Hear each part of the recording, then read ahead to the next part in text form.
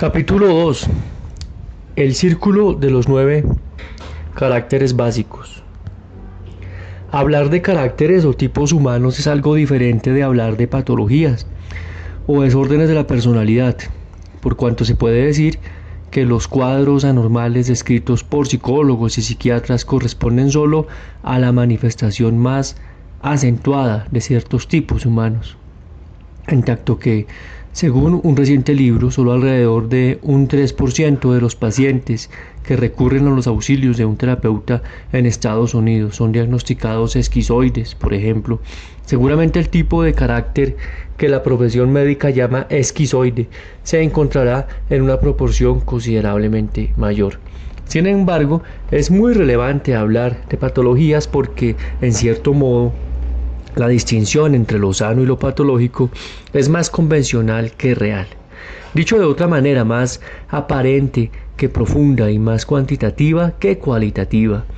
Si bien en cada uno de los tipos de personalidad se puede reconocer a personas con distintos niveles de patología versus integración, de la psicosis pasando por la neurosis, a los diversos grados de evolución hacia la santidad, una condición de trascendencia del ego, es también cierto que el estilo de personalidad de los sanos o normales constituye el residuo de una patología. Profundamente considerada, la diferencia entre sanos y enfermos no es tanto la diferencia entre presencia o ausencia de motivaciones neuróticas, es decir, pecados, sino más bien diferencias con respecto a cuanto más que eso haya en la persona o en qué medida la persona haya logrado ser ama de la propia casa más que esclava de su condicionamiento. Así, aún en casos de avanzada autorrealización, podemos ver que la persona exhibe residuos de su condicionamiento infantil, solo que sus rasgos de carácter han pasado a serle útiles más que a constituir impedimentos.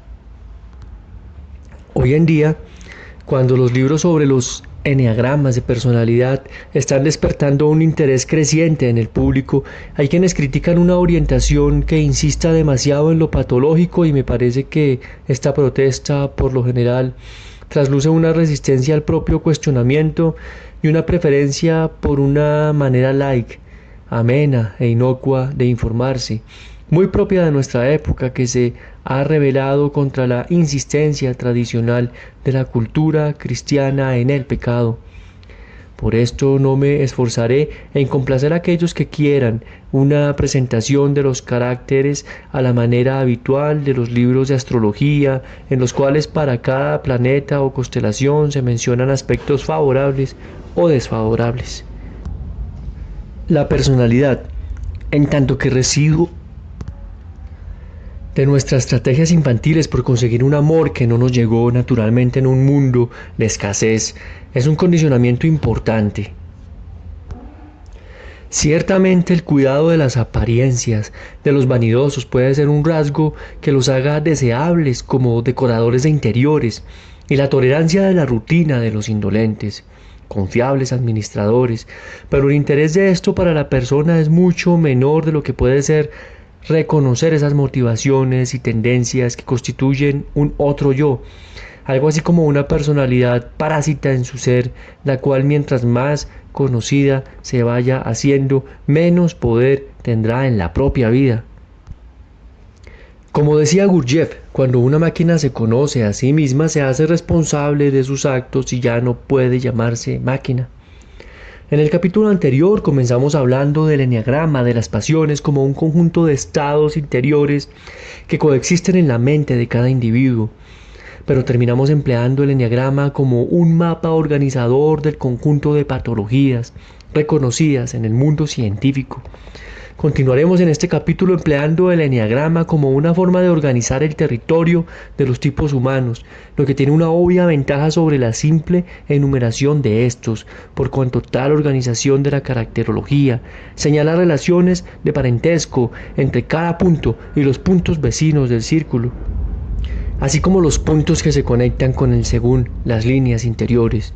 Aunque no sea mi propósito comentar aquí esto en detalle, llamaré la atención sobre algunas de estas relaciones comenzando por el hecho de que los 9 caracteres se organizan según este mapa en 3 grupos de 3, de acuerdo a las tareas que rodean cada uno de los rincones del gráfico. Simetría y polaridad en el eneagrama. Cuando pensamos no en el individuo, sino en los tipos humanos, llama la atención el aire de familia entre los que se encuentran en los 3 rincones del eneagrama.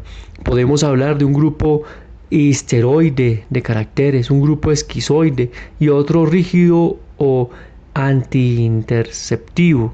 No digamos antiintroversivo, porque no se constituye lo opuesto a la introversión social, sino lo opuesto a la interioridad o interés en los contenidos de la mente, técnicamente llamado intracepción.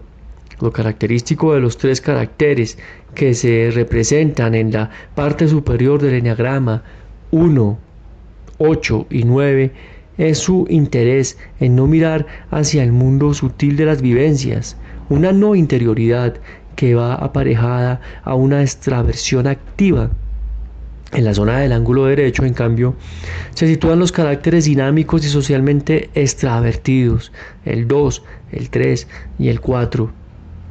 En tanto que, como decía, el ángulo izquierdo extraña una disposición introvertida, el 5, el 6, el 7. Aunque en el eneatipo el 7, la introversión de fondo se vea compensada por una sociabilidad superficial. La simetría entre izquierda y derecha en el eneagrama no es sólo de introversión, extraversión social, constituye una polaridad de rebelión, seducción. El lado derecho es más social o socializado, el izquierdo más antisocial. Se trata de la misma polaridad que existe en lo histérico y lo psicopático, tan estudiada por Eysenck. Se da también una polaridad entre la parte superior y la parte inferior del eneagrama de los caracteres.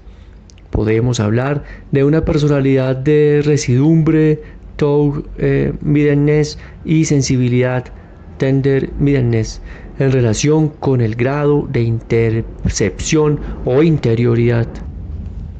Característicamente, la región inferior del eneagrama es la de los pobres de espíritu, es decir, la de aquellos que están en contacto con su íntima carencia. El polo opuesto superior figuran aquellos que más se han hecho sordos a su herida interior y por lo tanto se sienten inmensamente más satisfechos.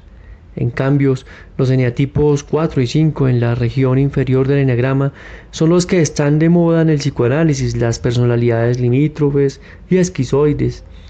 Son, por así decirlo, los casi locos, los más problemáticos, más propiamente los aproblemados, en contraste con los caracteres de los puntos 8, 9 y 1, cuyo secreto o problema es el de no tener problemas.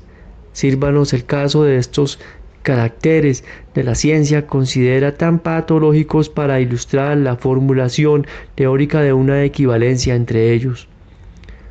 Los pobres de espíritu, término cuyo original arameo se traduciría literalmente como leprosos, son los que más intensamente buscan y los que buscan mucho encuentran. El eneagrama de los caracteres está organizado entonces en términos de una simetría de introversión versus extraversión social y una polaridad de intracepción o interioridad y anti-intracepción o rechazo de la interioridad. Pero las cosas son un poco más complejas en virtud de la diversa proporción en que pueden combinarse los 3 posibles pares que componen los lados del triángulo central. Así resulta, por ejemplo, que el carácter que designaremos como eneatipo 7, aunque secretamente sea introvertido, es aparentemente un hiperextravertido o maníaco, y el eneatipo 1, ciego a su ignorancia, se cree introvertido. Explicaré ahora más detalladamente la forma en que cada uno de los caracteres expresa en su conducta su pasión dominante y su implícito error de perspectiva, que conlleva un aspecto cognitivo o una estrategia interpersonal sobrevalorada, una equivocada posición ante el mundo de los demás e incluso ante sí mismo. A la descripción de cada uno de los tipos humanos de protoanálisis, eneatipos, en términos de sus principales rasgos de personalidad, añadiré una consideración de la manera característica en que la persona se defiende de la toma de conciencia del mundo. E incluiré citas procedentes de la descripción de caracteres del más antiguo de los clásicos, Teofrasto, sucesor de Aristóteles, que consideró el tema de suficiente interés como para dedicarle su atención a los 100 años de edad. Como complemento a la erudición de Teofrasto, sin embargo, me apoyaré en observaciones humorísticas populares, las caricaturas antiguas italianas que fueron parte de ese movimiento cultural llamado la comedia del arte, y algunas caricaturas contemporáneas que circulan en forma de chistes o cartoons y son testimonio de una sutileza psicológica implícita y no profesional. Empecemos nuestro recorrido por el orgullo para hacerle honor a la tradición gregoriana y dantesca. Eneatipo 2, el orgullo. La lección del orgullo como primero no deja de ser elusiva a la sed de atención y distinción del carácter orgulloso. Y además me parece una sabia estrategia la de los antiguos guías espirituales de subrayar la importancia de esta pasión que, como la gula, se expresa a través de un carácter indulgente y menos dado que los otros a sentirse en falta. Resulta difícil que el orgulloso pueda progresar espiritualmente, sin embargo, sin que se le llame la atención, apuntándole su evasión de displacer y su falta de autocrítica, pues dicha falta de autocrítica lleva al sujeto a sentirse superior, estupendo, digno de deferencia, importante. No obstante, en el fondo de este carácter hay una gran necesidad de ser querido a través de la falsificación de la realidad. Así lo exige la inflación de su autoimagen. Si bien el orgullo es una pasión por la cual nos vemos superiores a lo que somos, conviene aclarar que este sentimiento de superioridad no se expresa comúnmente como arrogancia, y bien puede pasar inadvertido a los demás. La persona que verdaderamente tiene una buena opinión de sí misma irradia su autocomplacencia de tal forma que es instantáneamente compartida por quienes la rodean, sin que necesite hacer explícita su calidad a través de rendimientos o activos virtuosos. Tan convencida está en sus méritos que no siente que tenga que convencer a otros y ni siquiera a sí misma, más bien goza del resultado de esta autoinflación, el bienestar. Mientras que la mayor parte de las personas sufren la distancia que los separa de su ideal, el orgulloso, confundido con su ideal, goza de sí. Sin embargo, no se trata de un ideal virtuoso, como en el caso del carácter iracundo. Su virtud no es la virtud de la disciplina, ni una que radique en el control de sí mismo, sino esa virtud suprema, pero espontánea, que es la capacidad amorosa. Sintiéndose llena de amor, la persona orgullosa se siente gran persona, capaz de dar a los demás y merecedora de recibir lo mejor de ellos. Y es verdaderamente una persona cariñosa, solo que cuando emprende el camino de conocerse a sí misma descubre cuánto este ser cariñoso es en el fondo un rol que se confunde con la realidad. Se puede decir que íntimamente no quiere al otro por el otro y para el otro, sino para sentirse capaz de amar y por lo tanto una persona completa y digna de ser amada. Pero por más que la naturaleza seductora de su amor sea visible para los demás, difícilmente lo es para ella misma. No olvidemos que el orgullo se sitúa en el eneagrama junto a la mentira, la simulación, la falsificación de sí. Llegar a comprender que ha vivido creyéndose la película de sí misma resulta particularmente complicado en vista de que su conducta interna, simpática y empática, le trae tanto feedback positivo.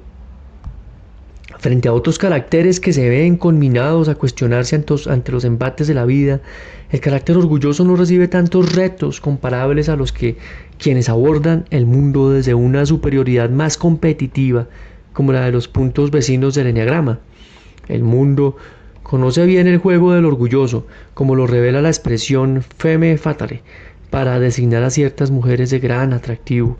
Implica esta que el atractivo de la persona es un bien para ella misma, pero de ninguna manera para quien sucumbe a ella.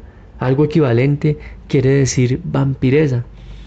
Una interpretación clásica de este personaje es la que nos ha llegado Emily Zola en Nana, la bella prostituta que arruina a su noble y perdido enamorado. Otra es Carmen, irresistible y vital, provocadora, aunque Teofrasto no incluye en su colección un carácter que designe como orgulloso, se incluye el fanfarrón. Según él, su comportamiento se inclina hacia su capacidad singular para la mentira compulsiva, concepto que la psiquiatría llama pseudología fantástica y que se ha asociado con el desorden de la personalidad histriónica. La fanfarronería parece una intervención ficticia de bienes inexistentes. Teofastro comienza hablando de esta fanfarronería como la grandeza de la imagen que se da de cara a los demás y que va más allá de una mera exhibición de dignidad. Su mentira se hace evidente cuando nos dice que el fanfarrón es quien en el bazar habla a los extranjeros de grandes sumas de dinero que tiene invertido en el mar y les informa de qué gran negocio es ese tipo de préstamo y sus pérdidas y ganancias, mientras alardea de este modo, manda al esclavo al banco para que deposite una ridícula cantidad de dinero.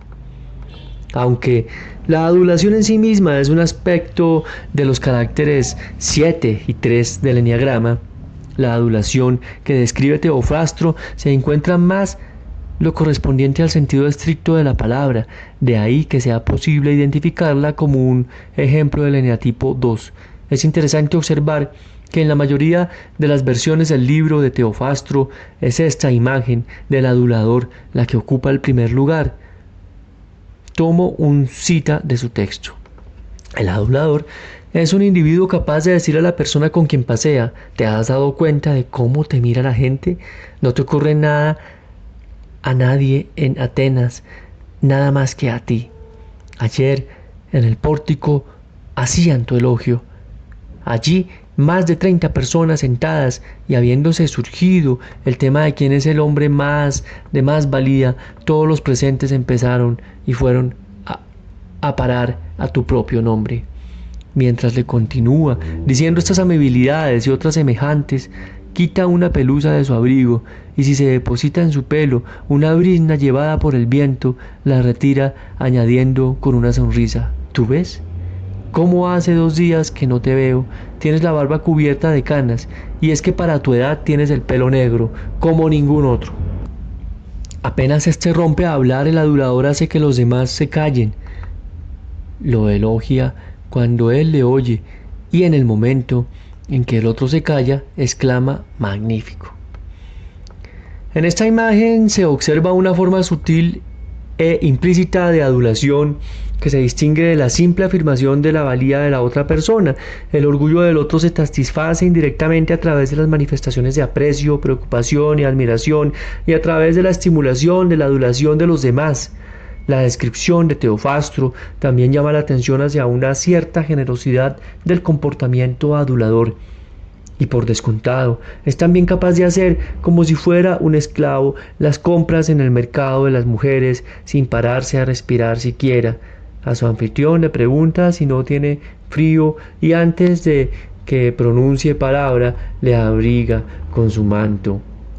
En este último comentario se insinúa que esta preocupación supuestamente generosa puede ser invasora y carente de tacto con respecto a los deseos del otro, rasgo que se discute con mayor profundidad en el caso de caracteres como el importuno y el entrometido.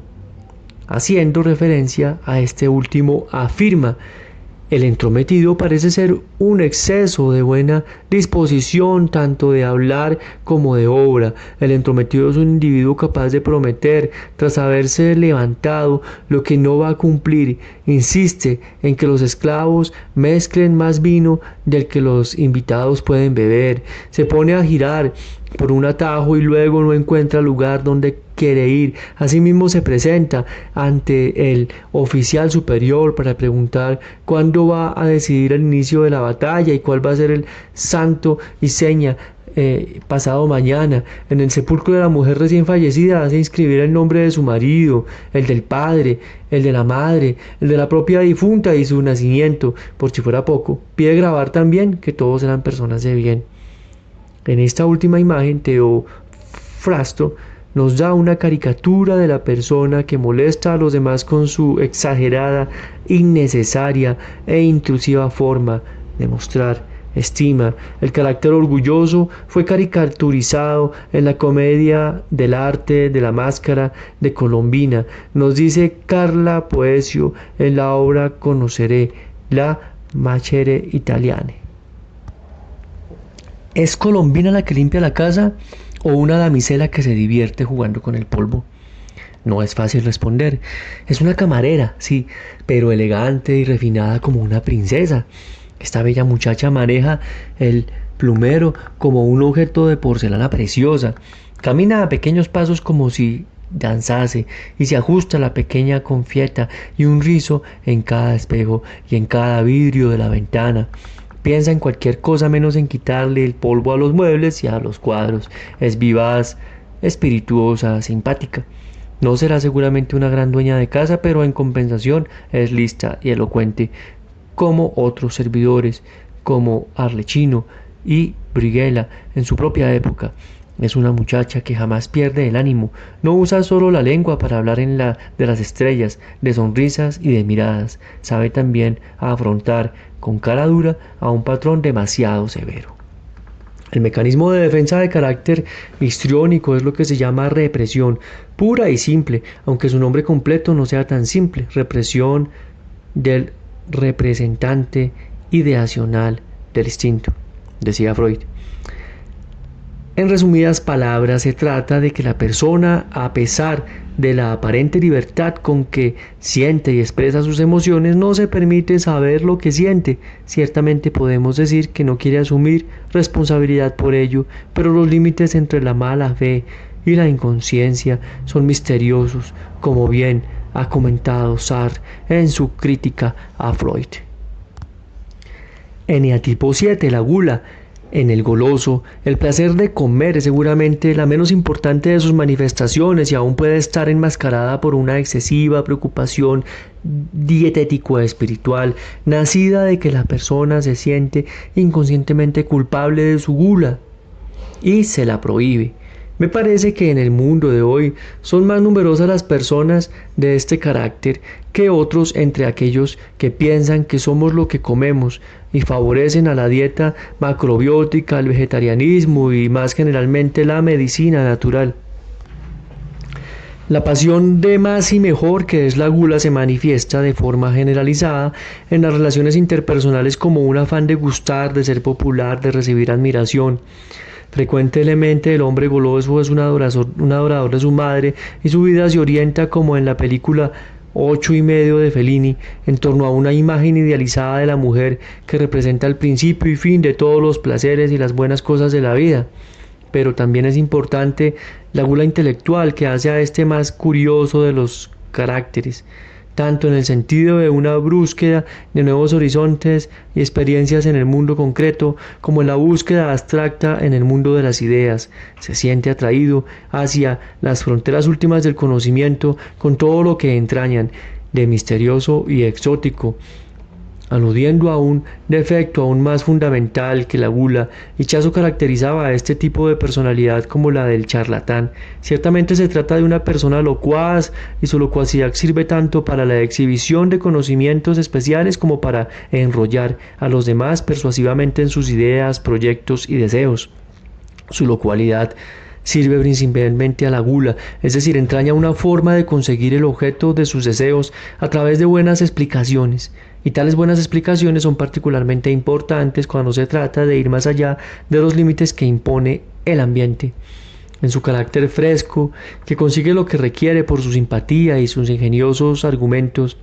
Pero la charlatanería no radica solo en buenas razones, sino principalmente en la capacidad de encantar, que entraña no solo inteligencia y sutileza, sino un cierto nivel de bienestar y alegría, sin los cuales la persona no podría sostener su ascendencia ni su capacidad de consejo. Para lograr este nivel de bienestar tiene naturalmente que engañarse a sí mismo, pues el nivel de dolor y conflictos no es intrínsecamente mayor o menor en un carácter que en otro, y en este autoengaño converge en la necesidad de mantener una fachada encantadora y la gula misma, pues más importante aún que el deseo de placer es la evitación del dolor que este hedonismo trae consigo.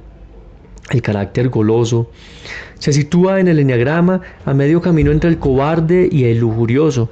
Podría describirse como una cobardía enmascarada en la que la persona se refugia en el placer para huir de la angustia, y podría por otra parte entenderse como una lujuria suavizada en la que no se busca más intensidad a costa de dolor, como en el eneagrama 8, sino más dulzura.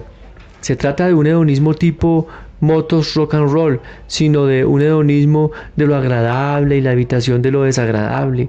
El goloso comparte con el carácter lujurioso de la rebeldía, pero no se trata de una rebeldía abierta y directa, sino indirecta y sutil, para la cual es más apropiada una palabra diferente: anticonvencionalismo.